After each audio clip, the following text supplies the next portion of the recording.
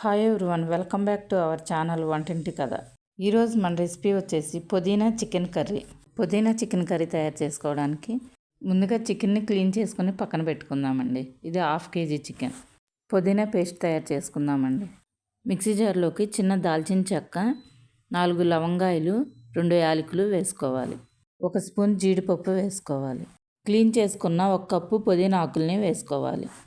1 table spoon పెరుగు వేసుకొని మెత్తగా గ్రైండ్ చేసుకొని పక్కన పెట్టుకోవాలి. ఇప్పుడు కర్రీ ప్రిపేర్ చేసుకుందామండి.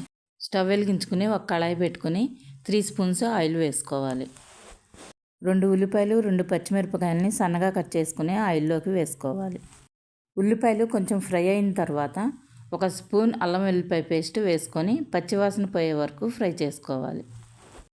ముందుగా క్లీన్ చేసి పెట్టుకున్న చికెన్ని వేసుకొని ఒకసారి బాగా కలుపుకొని మూత పెట్టుకొని 10 నిమిషాలు ఉడికించుకోవాలి.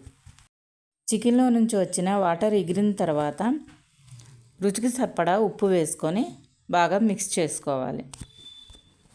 ధనియాల పొడి, జీలకర్ర పొడి, గరం మసాలా, 1/2 టీ స్పూన్ పసుపు, 2 స్పూన్స్ కారం వేసుకొని చికెన్ని బాగా కలుపుకోవాలి.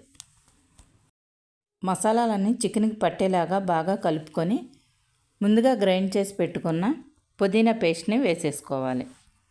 పుదీనా పేస్ట్ వేసిన తర్వాత బాగా మిక్స్ చేసుకొని పచ్చివాసన పోయే వరకు ఉడికించుకోవాలి. 1 గ్లాసు వాటర్ పోసుకొని కర్రీ దగ్గర పడి ఆయిల్ పైకి తేలే వరకు ఉడికించుకోవాలి. ఇలా ఆయిల్ పైకి తేలిన తర్వాత కరివేపాకు, కొత్తిమీర వేసుకొని స్టవ్ ఆఫ్ చేసుకోవడమేనండి. అంతేనండి, ఎంతో టేస్టీగా ఉండే పుదీనా chicken curry ready. If you like this video, please do like, share and subscribe to వంటింటి కథ.